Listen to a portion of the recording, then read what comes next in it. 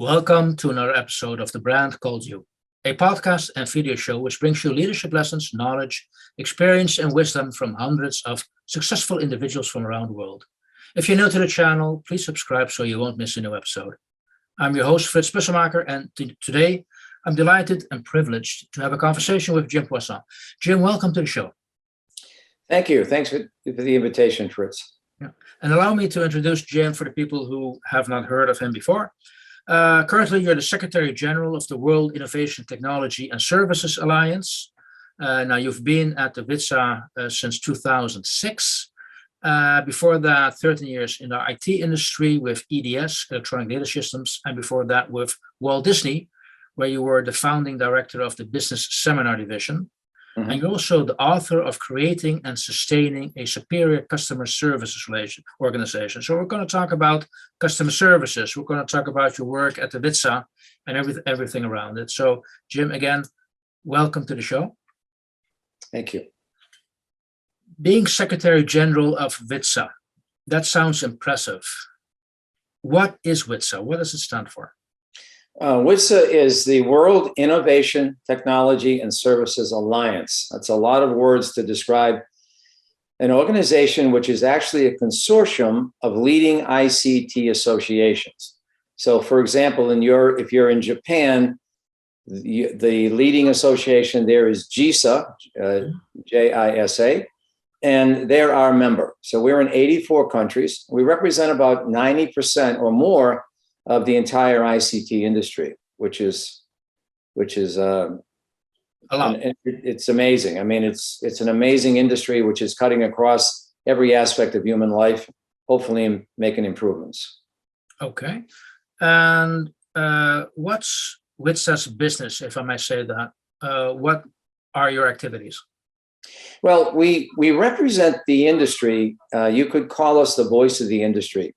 But many years ago, we kind of had a revelation that our industry was very different from other industries in a couple of ways. Number one, no one ever asked for our industry. Mm-hmm. I mean, when the fathers of the internet and the father of the World Wide Web did their technical, geniuses, they didn't. I've talked to them in many years and over time. They didn't realize at the time what could happen or what would happen. But as you recall, when the internet and the World Wide Web began to emerge, there was a lot of hope that these two wonderful inventions or innovations would cause, things to change, like countries to be more democratic and children in the Amazon being able to learn from remote distances, and farmers and all, learning from GPS of their land. And so all of those dreams came to fruition. And then boom, we have this thing called the ICT industry, information and communications technology. Yeah. Okay. So, I mean, we represent the industry, but we take a bigger role. Our vision is to fulfill the promise of the digital age. In other words, when our job is done, if it ever gets done, is that every person on earth who can benefit will be benefiting from ICT. So that's the image of when I wake up in the morning, that's what I think about. What can we do today to make the world a better place using technology? Got that. So you represent the supply side, and how often do you also then deal with the demand side, the other stakeholders of this technology? Well, it's all in one. I mean, you can't deal with one without the other. For example, we work with governments, a lot with governments, on trying to shape their thoughts and their policies on regulating our industry or affecting our industry in a negative or positive way. So we work with them. We work by listening to consumers and watching the big companies, interact with the world in terms of social media. So it's all in one. Again, this is why this industry is so unique and special. And at one time, I think you pointed out that I was doing a TED speech many years ago and mentioned that the internet was a gift, and I still believe that. It's a gift that we need to know what to do with it and how best to use it. Yeah. That was indeed what you presented at TEDx Vilnius almost 10 years ago. It was an optimistic talk.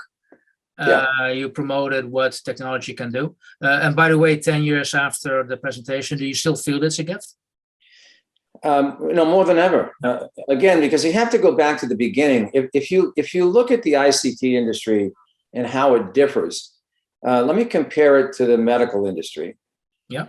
When once upon a time, there were people who became ill, and because of their illness, there formed around them a demand, and that demand was met by people who were interested in helping other people in the medical field, right? So if you're an ambulance driver, or if you want to be an ambulance driver, you know what you're going to do. You know exactly what you're going to do, why you're doing it.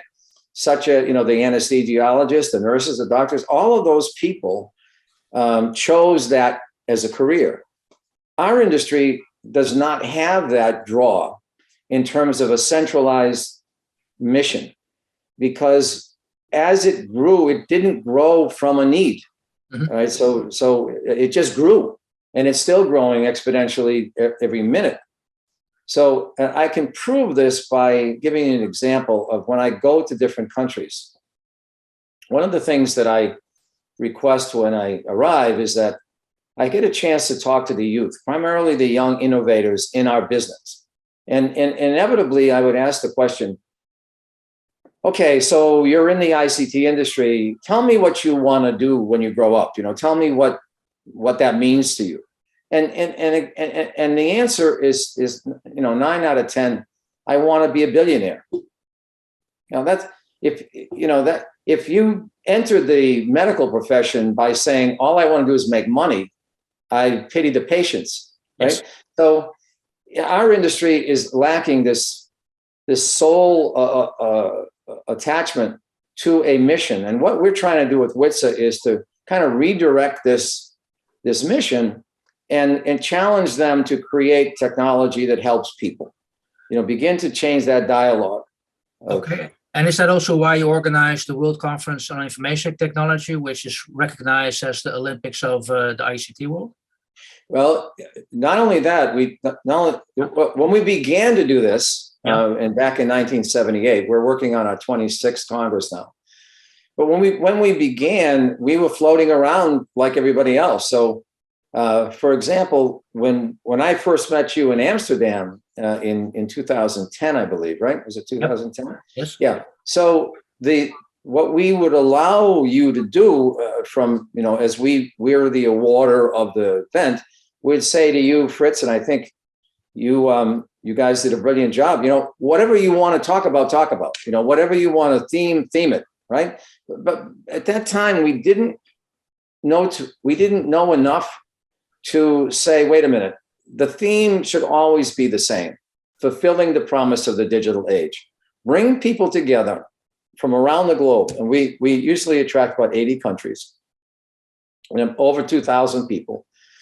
And what we want to talk about is how is ICT impacting the world? What are you doing at Microsoft or HP or Dell or wherever to use your technology to make the world a better place? So what we did is we evolved that industry theme into everything we do. It's on our business cards, our website, it's our Congress. And when every Congress, I personally talk to each speaker. And it's interesting. I mean, people say, well, yeah, I do. I talk to I don't care if they're the king, the queen, or what. I mean, I get a chance to talk to all of them or somebody below them, and I say to them, please, when you come here, if you're a supplier, if you're providing ICT products, we don't want to hear about how great your products are. What we want to hear is what's your product doing to make the world a better place. And this changes a lot, because usually when an executive in the industry is invited to speak, they speak about their product and the next version or, so on. This is why the World Congress is different. We don't want to hear that. Yeah. you can say that, but tell me how that impacts the world, make it a better place, and not make you more money. You know? Now, as you mentioned, the who's who of the industry, the captains of industry, all gather and are on stage, but also people like former President Bill Clinton, Margaret Thatcher, Michael Gorbachev, Prime Minister Modi from India. They all been on your stage. Mm-hmm. Do these people, they're all politicians, do they get the impact of information technology? Oh yeah, oh yeah. There's no one in office that is not aware of the impact of ICT. You know, it's a main driver of the world's economy. So if you're not on top of it, you're going to get hurt. Now, we're not asking you to be an expert. I'm not an expert in the technology, but you better understand the impact it's having. You know, when you get of social media, for example, spewing out lies and misinformation, there's a problem here. Yeah. Okay, so let's talk about this. You know, let's do something to stop this. So we're basically, again, this is an industry that crosses everybody and everything. So it's been a great experience. Okay, so what's actually more scary, talking to Clinton or Thatcher, or talking to those young kids who are so more savvy than our generation is? Well, actually, I had an opportunity to meet Lady Thatcher twice. Mm-hmm. And I'm going to try to tell you a quick story, which is really very revealing about this wonderful woman. So I met her when I was with EDS. I toured her around our company and I spent a day with her. Many years later, I invited her to the World Congress, many years later. At this time, I had gone from EDS and I was over to WITSA. And about a month before she came in, I had a prim and proper woman from like an English tea room. I mean, I can explain. She's very, very, very strict, very proper.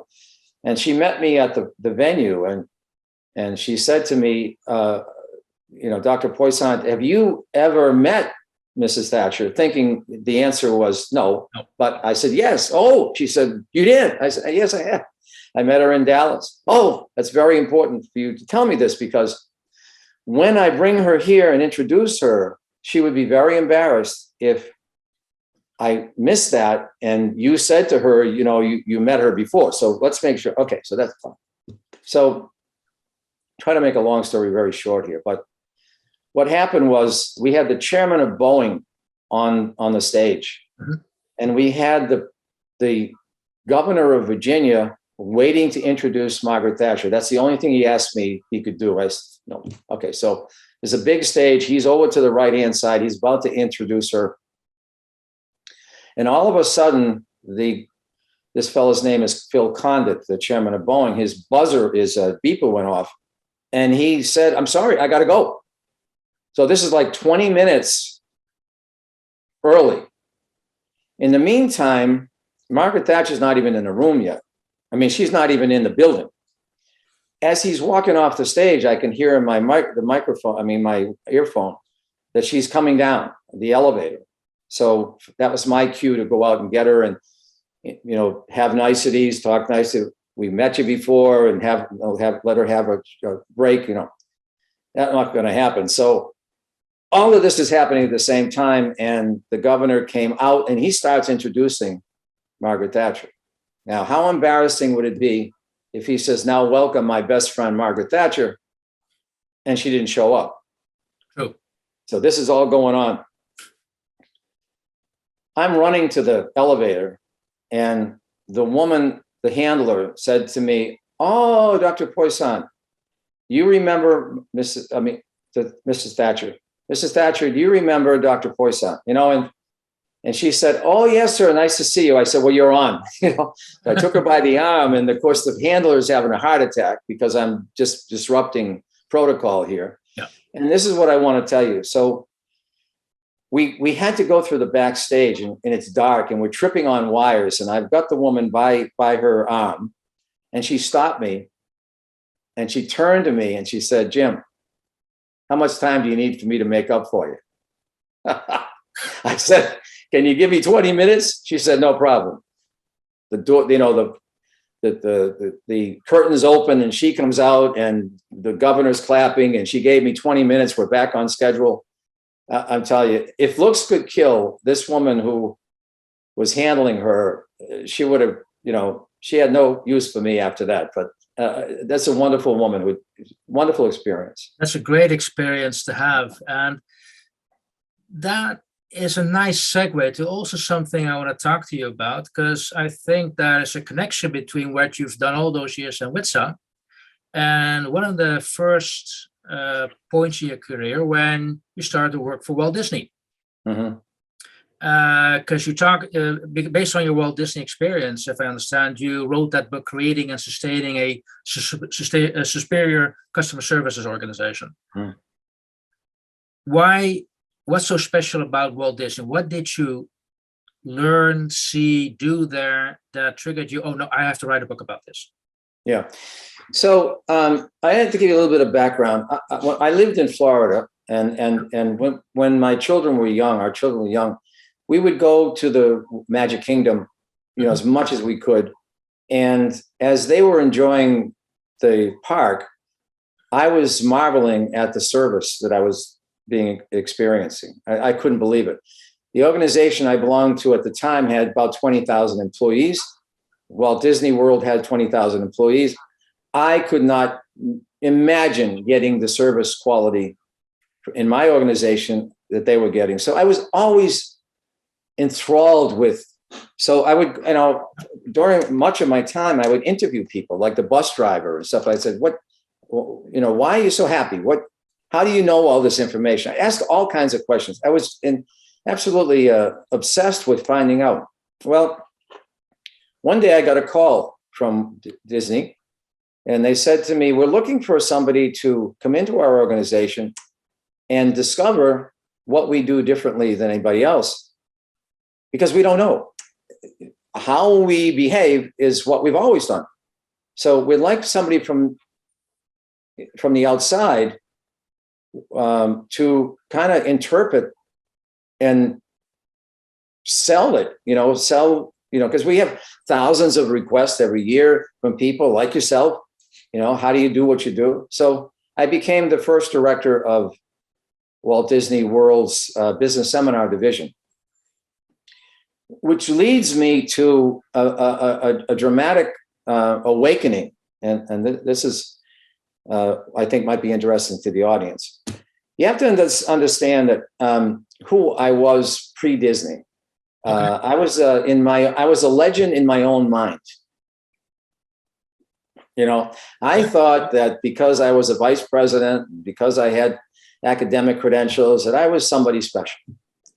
I really thought that, because in the environments that I grew up in, is that the higher rank you have, the more education you have, the more respect you will get, regardless. You're not thinking anything but, I earned this, so I deserve it. So the first seminar at Disney happened about a month after I got there. And this, what I'm about to tell you, changed my life, and maybe it'll change some of your lives. We had 60 people paying, I don't know, a couple $1,000 to come in for a 3-day seminar from outside of Disney to listen to me and other members of we call it the cast. We don't use the word employee, to talk about how they do what they do, So people began to gather outside the room, and we were in a conference area. And I went into the room to kind of set up my briefcase and take my papers out. And I happened to notice that the audio visual was not set up at all. I mean, the setup was not up. I mean, I know you needed cameras, you needed a bunch of stuff, speakers, but none of it was set up. But I did notice this young kid in the corner, trying desperately to get this stuff set up. And I knew he couldn't do it in the 20 minutes we had. So being the legend, I walked up as, I'm the director, and I said to this kid, and one thing you need to know about Disney is that you only went by your first name. So of course I got a little name, Jim. His name was Todd. And I looked at his name and I said, Todd, I'm the director of the division, and where are all your people? And Todd ignored me. Now, rule number one, don't ignore the boss, because your next step might be in Siberia, in my mind. Mm-hmm. Todd continued to ignore me. And as much as I spoke, he kept on ignoring me. And the madder I got, and the more panicking I got, because this was my debut. The people are waiting at the door. We're not set up. This is not right. And so I'm demanding action be taken. Well, this young kid, I will never forget this. He turned around, he looked at my name badge. He said, Jim, sit down. Oh, there was a chair there. I didn't know what to do. So I sat down. And he looked right at me. The kid must have been like 19. Yeah. And he looked at me and said, Jim, first of all, I don't care what your title is. And guess what? In about 15 minutes, the doors are going to open. And all these guests that are coming in, they don't care who you are either. The only thing they care about is whether or not you're ready and I'm ready. So take that nice jacket off of you, roll up your sleeves, and I'll tell you what to do to set up the audiovisual, and do it now.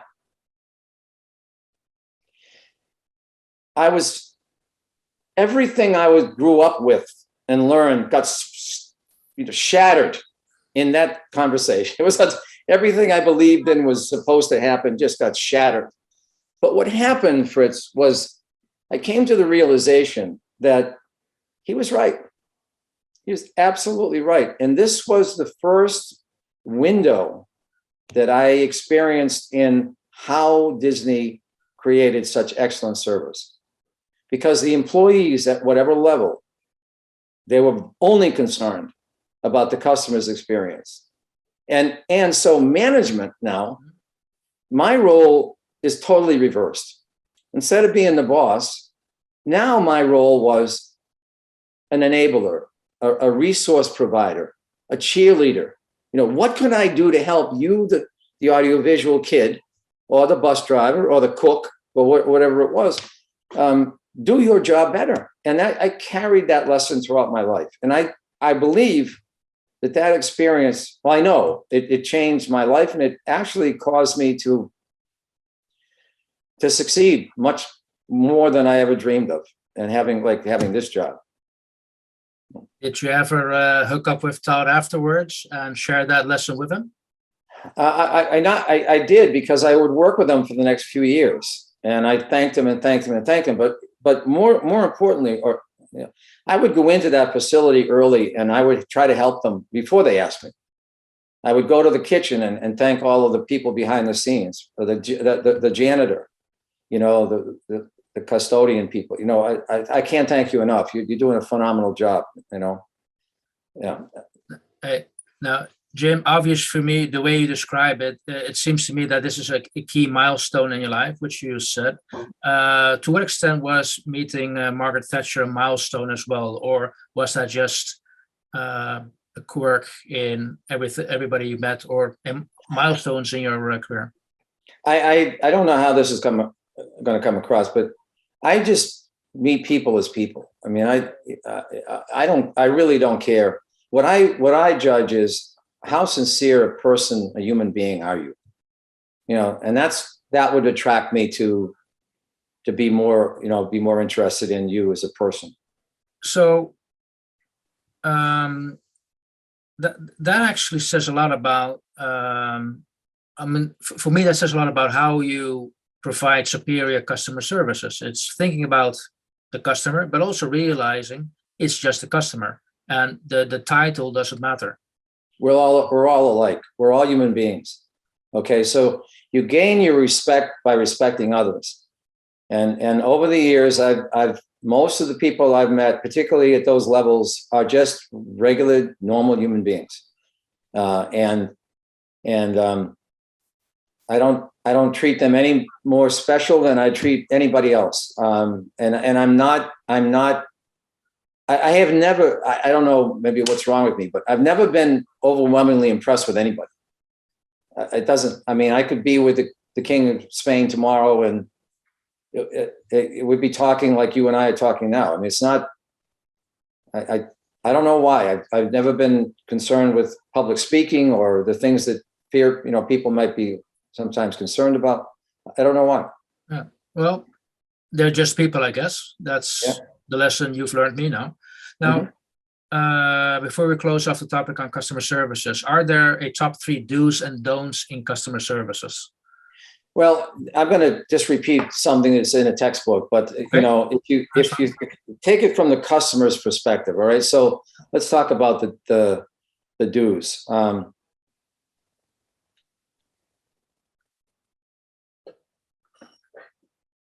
let's see if I can get this. All right. So in customer service, the first do is to make sure that your employees are fully trained and being able to respond to customers, because they have to. Number 2, they have to be empowered to make decisions. And number 3, there's an old saying, an old rule of customer service, and that is the customer is always right. That's number 1. And number 2, if you ever think the customer is wrong, reread rule number 1. But it's an interesting thing I want to share with you is that was not the case at Disney. The customer wasn't always right. And so you have to be real here. So let me give you an example. If a person bought a ticket to the park, and 2 hours later, let's say the person was with a family of 4 people. It's a lot of money. So they pay for a ticket. They come back 2 hours later and they say, we're not happy here. We want a refund. Well, okay, absolutely, you're right. Here's your money. And just, we hope here's a ticket to come back at no cost. Give us another opportunity. Now, on the other hand, if you're on the front line as an employee, and that same family comes back to you at 7 o'clock at night after the day, and they want a refund, not going to get a refund. Yeah. They get an apology. We're sorry you didn't enjoy your day, but there's no refund. So there's reality here, and there's common sense. But there's a reason for it. It's not indiscriminate. So those are the kind of the do's. The don'ts is don't aggravate the customer by keeping him on hold. Don't let him wait. That's the most frustrating thing. The second thing is, by all means, don't tell him it's not your job. Because if you do tell him that, you better have somebody that can answer the question. If you can't, just don't tell them, hang up on them. It's not my job. That's not my department. And the third thing is that don't let issues, don't leave an issue unresolved, because you're going to aggravate people. So there's a lot of statistics about what happens when you get a dissatisfied customer. They tell like 20 people. And if you have a satisfied customer, they tell 10 people. But keep in mind, this is all on the employee. Remember Todd. Yeah. Okay. If you didn't treat Todd like he was being treated, he could have violated any one of those when the customer was confronting him or her. It's all coming. The management's job is very different than a lot of people think it is. Okay, and have you been able to take your lessons from Disney, how to treat customers? Did you share that with the members of the WITSA community? Do they realize they also are serving all those customers around the world with their information technology solutions? I don't get it because these people are my members, but if I can't talk about my employees, right? Okay, so I think, so when I have some basic rules of employment. Once a person is employed, the first thing I do is call them into the office. And I say to them, okay, all right, welcome. So let me ask you a question. Who do you work for? And of course, they look at me like I've got 3 heads, and they say, well, you. And I say, well, okay, let me make a correction. You do not work for me. I work for you. And this is a shock to a lot of people. And you can imagine I've had zero turnover because of this, right? I say to them, look, we're here for one purpose. We're here to service a customer. This is the business, right? And my job as manager is to make sure that you have all the resources you need to succeed, that nothing interferes with your job. And so I want you to come to me for those resources. And in turn, I will give you those resources and I will give you all the credit in the world for doing a great job. Let me tell you something else. If you're sick, stay home. Because I don't want you to come in and be ill, because that's not going to be good for you. It's not going to be good for anybody on the staff. Stay home until you get well. Now, if you have a sick child at home, stay home. Okay, you're getting the idea. I said, I need you to be on top of your game every day. I don't want you being in the office worrying about a sick child. Okay, and if there's anything I can do to help you with anything that's going on in your life, I'm happy to try to do that. But what I want you to do is I want you to come in and I want you to be focused on the customer. When we have a staff meeting, limit it to 1 hour, and we're going to talk about customer service. Anything else is irrelevant to me. So if you start off on a different subject, then I'm going to put you back on what are we doing to serve the customer. Also, many problems in organizations are due to gossip and communications, miscommunications. So let me tell you what we'll do. If you come to me and you have a problem with your peer or somebody else, you have one chance to tell me that. The second time you tell me that, your peer's coming into me and you at the same time. And you tell the peer in front of me what your problem is. And you know what? After that lecture, I never get people coming back talking about each other. So so people have to also learn that they're in a different environment. And what I'm trying to share with your audience is, particularly the younger managers, create an environment where people want to come to work, that they're trusted, that there's no favoritism. So, that's my management style. So again, it served me extremely well and takes a lot of pressure off of me, and it takes an enormous amount of pressure off employees. They know they love their job. They know that they're appreciated in their job. Jim, you have shared so much great, I'd say, experiences and visions on how you deal as a manager. And well, it obviously pays off if you look at the success of the WITSA, because I can only assume you still apply it at the WITSA organization. Maybe one last question before we have to go, unfortunately. Mm-hmm.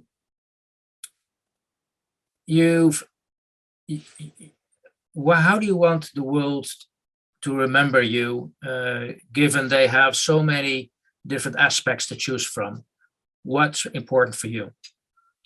It's quite simple. I pray and I wish that people would remember me as a good person, as a good father, husband, and a good grandfather, and somebody who tried to make the world a better place. That's what you can only ask for. I do want, before we tie this up, Fritz, I'd like to just a couple other things that are very important. First of all, you had asked me a couple of things about what happened in my lifetime, significant periods of my life. First thing that happened to me was I was very fortunate to meet my wife when we were 13 years old. And we've been married ever since. We've got 9 grandchildren. So I want to make sure that comes out, because that support system would be, I don't know how I could have done what I've done without her behind me. The other thing I wanted to share, which is something I'd really like if people are on this call, take out a piece of paper and draw 2 triangles. I'm going to share some wisdom that on the first day of my doctoral program, the president of the university came in and he drew these triangles on the board, and I never forgot them, and I think people who are listening will always kind of cherish this. He said, in life, you're looking for balance in your life. And so often, you're out of balance. And so often, particularly in the young people, teenagers and so young people, they don't know what to do when they're out of balance. So let me share 2 triangles with you where if you balance these points, then if you take care of these, you will be balanced. So number 1, the triangle of life. In the triangle of life, and none of these have a hierarchical value. They're all the same. One of them is health, the other is family, and the third is spirit. So what does that mean? Let me start with spirit first. I'm not necessarily a religious person, but every person on earth grows up with values. In some religions, it's commandments, and other whatever it is. So if you violate the rule of spirit, if you've done something wrong, what you need to do is get that back to right. Okay, you've got to correct that. You've got to do whatever you have to do to correct it. If your health is bad, or if your health, how balanced are you? You just focused only on that, so you're not balanced. And if anything happens in your family, if you go through a divorce or you go through a sick child or whatever it is, you're out of balance. So if that's happening to you in life, then the goal is to try and figure out and do it, balance that out. Whatever you need to do. But understand that the reason you're not balanced is one of these things is hitting you. All right. So you've got to take care of it. Now, the second triangle, the triangle of work. On one angle, it's your boss. The other, it's the customer. And the third is your colleagues or your employees. Now, in triangle number 1, any one of these things throws you out of balance. In triangle number 2, any 2 things will throw you, actually, you'll be miserable and you'll lose your job. So let me just cover number 2. So if the boss doesn't like you, but your employees love you and the customers love you, it'd be tough for the boss to get rid of you. All right. So, okay. Right. So your jobs need to, make it up with the boss. And then you can, whatever 2 you put together, you're gone. If the boss and the customers don't like you, you're gone. So that type of thing. So the reason I found this so helpful is every time in my life where I'm out of balance, something's wrong, I can point to one of those areas and work on amending them in order to come back to balance. So I just wanted to leave that with you as a thought. It was valuable to me, and perhaps it'll help others. I think that's a great insight to the audience, but also to myself, because you make something you're unconsciously aware of. It's going to be the World Congress on Information Technology will be in Penang, Malaysia. Nice. From September 13th to the 15th. It's going to be a spectacular event. There'll be a 10-day trade show around it. The Congress will be 2.5 days. We already have Vince Cerf, one of the co-fathers of the internet, and several others, luminaries coming in. But if you're in the business, if the IT business, or you're thinking about that, this is a place to go, particularly if you got a young company or you're a young person.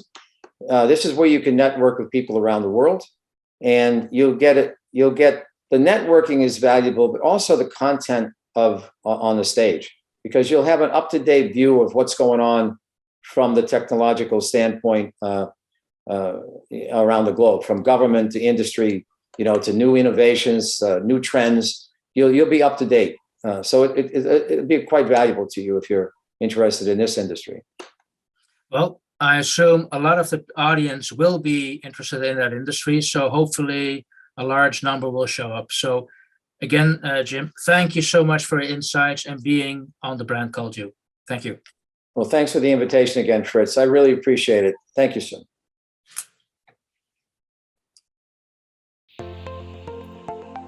Thank you for listening to The Brand Called You videocast and podcast. A platform that brings you knowledge, experience, and wisdom of hundreds of successful individuals from around the world. Do visit our website www.tbcy.in to watch and listen to the stories of many more individuals. You can also follow us on YouTube, Facebook, Instagram, and Twitter. Just search for the brand called You.